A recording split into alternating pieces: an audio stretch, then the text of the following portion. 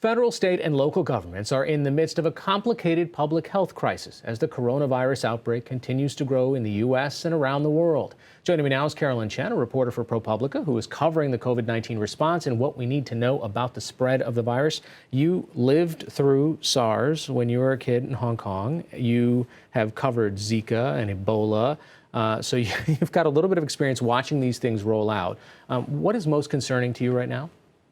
What's most concerning to me is how prepared the U.S. is. And we're in a critical junction right now because speed matters right now. We're still in early days in the U.S., but how prepared we are now and how we respond right now over these weeks are going to matter a lot. And the populations I'm most concerned about are the vulnerable, and for me, that means the elderly in particular with this disease, and also the frontline workers. So that's healthcare workers and first responders, because they are going to be on the front lines. Let's take a look at each of those populations. The elderly, that was a devastating number of people that were affected in Seattle at that nursing care home. What should kind of anybody who has a relative in a nursing home be thinking right now? What kind of plan should those places have? Nursing facilities, I hope that all of them really have a preparedness plan right now and are really stepping up their infection control in particular. And that is also the case for hospitals or any type of healthcare facility that are in states or in cities or in counties that have geriatric populations.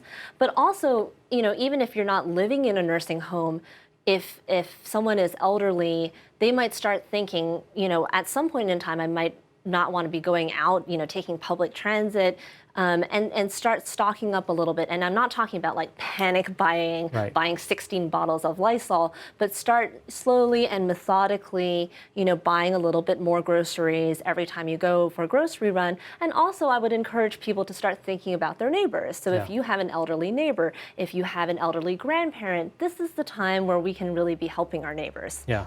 And then the other part of this equation, which I think is just as important here, is the healthcare workers. They're on the front lines. They're the ones who are actually going to be dealing with the patients. Well, we've already seen different cases around the country pop up where nurses who are getting sick or doctors who are getting sick are saying, hey, I still don't get these tests. I just want to know if I can help people or if I would actually be a greater harm to people if I go out and touch them.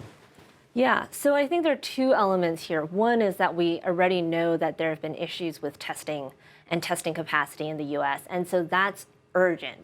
Testing capacity really needs to ramp up in the U.S. because if we don't know where the cases are and how many cases there are, that's going to put healthcare workers at risk.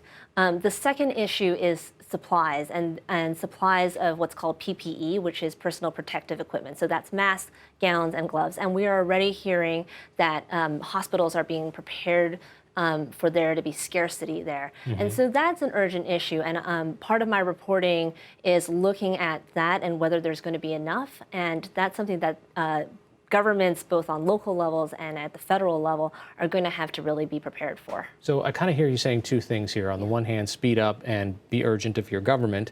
On the other hand, don't panic if you're a citizen.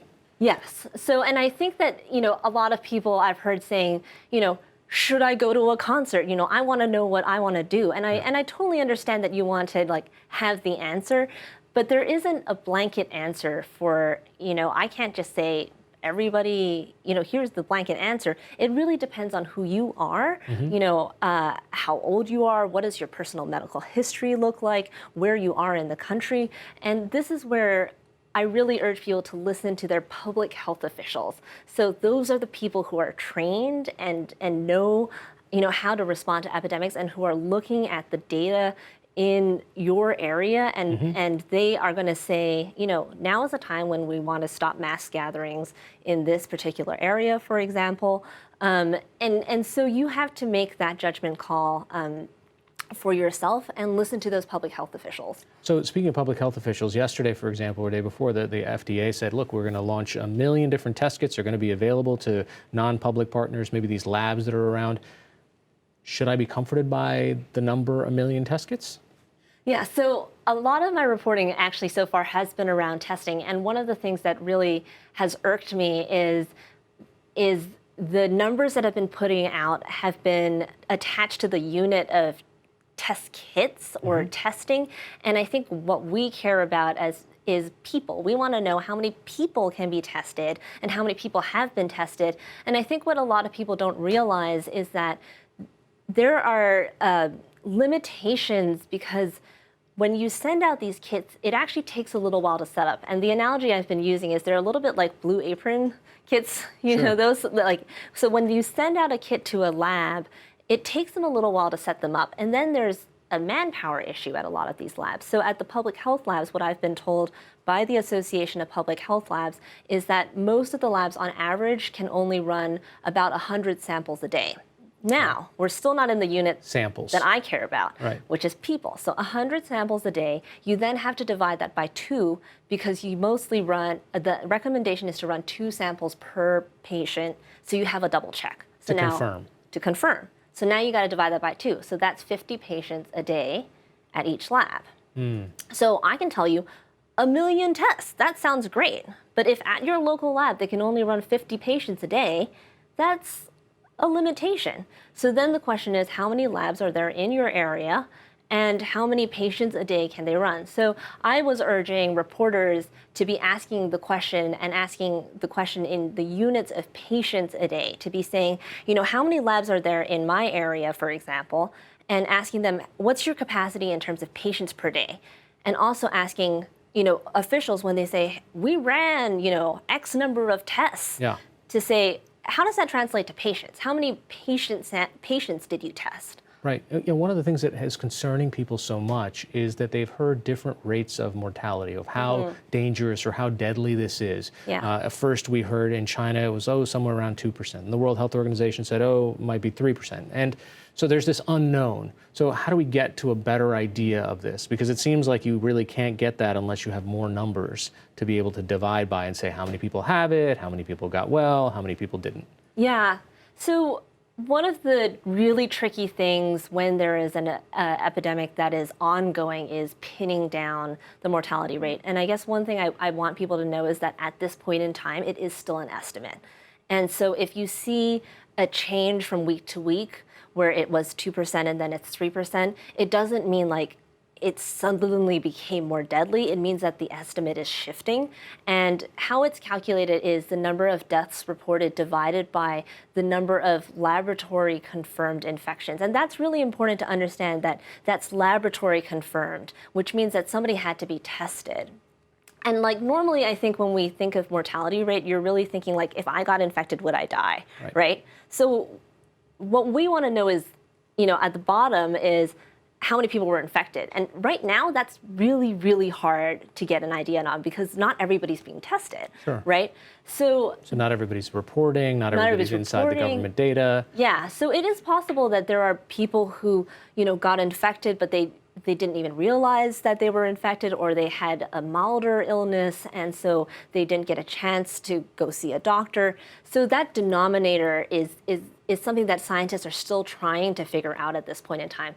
So I think what's really important to know is that this is more deadly than the flu. And in particular, there's enough data right now to know that it is a really dangerous disease, particularly for the elderly. That's important to know. I think scientists are also confident enough to say that it is less deadly than a disease like SARS, where the fatality rate ended up being in the ballpark of 9 to 10%. Right. So regardless, we know that. So regardless of whether it's 2 or 3%, that doesn't mean stop washing your hands and now everything's fine because it's 2, right? We still have to be much. It's a dangerous disease, and it needs to be taken seriously. But I think that freaking out over 2% versus 3%, like, I think that's not very helpful right now. And I don't think it really makes a difference to the public, you know, whether, you know, those two numbers, what's the difference? I don't think we have any actionable steps we can take between that sort of percentage change. Well, what about the notion of what is essential and what is non-essential travel, and how different governments around the world are reacting to this? I mean, in a way, China had the sort of disadvantage of not being such a free society, but they can also just decide, we're going to close this down, we're not going to let X travel, we can quarantine X millions of people, right? Or even northern Italy last night, they decide, okay, this whole section. Compared to, I just don't see New Yorkers, for example, saying, yeah, you can't really go to the Bronx, but you can maybe go out to, right? So it's a hard thing to figure out. And then, we have Anthony Fauci saying we probably won't see those kinds of restrictions in the United States. Does that make this kind of thing spread faster? The fact that we have access to be moving freely? Yes, in a technical sense. I mean, Yeah. if you just locked everyone up in their rooms at home, That's then right. yes, And it wouldn't spread. It wouldn't spread. Right. And yes, I do think that in general the U.S. Tends to not impose that type of thing. Sure. I'm not a politician, No, so no. I can't forecast what the U.S. will or wouldn't do. But I do think that this is where we do have to listen to our public health officials again, I say. Yeah. And I hope that reporters in particular will listen more to the public health officials and to the scientists here over in terms of what they're recommending that we do for citizens. And again, I recommend that people really pay attention to the basics. Like, it really doesn't help to get super hung up on, Yep. a plane versus a train if you don't wash your hands at all, right? Right. That sort of personal hygiene habit can make a huge difference. Yeah. And that's why, the CDC and all the public health officials keep saying that over and over again, like, learn how to wash your hands properly, wash Yeah. your hands often. Yeah. Like, those things make a very big difference. Don't go outside if you're sick. Right now we don't have a lot of testing capacity. That is a big problem. But you can help everyone by staying home if you are sick, whether it is the flu you have, which is still more likely, Right. frankly, or the coronavirus, because if you stay home because you have the flu, you are also helping to decrease the burden on the health system as a whole. And that's helpful. One of the things that people get concerned about is how the math works out, and they see these numbers growing and they see these infections spreading. But as we were talking earlier, that there is actually a way to cut that math down just through education. Right. And If we these are the changed our things- behaviors, that math doesn't have to play out the same way. Right, and this is what I was just talking about, which is everybody doing their part to have good personal hygiene habits, stay home if you're sick. And we should probably talk about this, which is, what are the symptoms of COVID-19? And the first presenting symptoms in most cases are fever and a cough, not a runny nose. I don't know how many people know that. And then what should you do if you do feel sick? We don't want everyone to rush to the ER. That would overburden the healthcare system and probably increase spread. So the recommendation right now is to make a call your doctor, call your provider. If you're feeling really sick, call 911 if you need to, but it's pick up the phone first, because that helps the health system to triage you and tell you what to do. And I was just on the phone this morning with the emergency physician and asking him, hey, what are you doing in your area? And it's going to vary so much from system to system. They're all kind of working out their cases. And he was like, if you were someone where, based on either your travel history or other circumstances, where we thought that you were a likely candidate to have COVID-19, we could do something like say, we want you to come to a designated location, but stay in your car. Don't walk right into the emergency room where you could infect other people, but you stay in your car until we're ready to come get you. Yeah. And we can have our people, gown up appropriately so we can reduce our risk of infection. Sure. And then we can come get you when you're ready, so that helps them It's like those have little buzzers at control. restaurants. It's Yeah, exactly. Yeah, don't wait in line around people who are all coughing around you. Yeah, so all these actions that we as citizens can take can also help lower the chances of transmission increasing. All right, Caroline Chen from ProPublica, thanks so much for joining us. Thank you so much.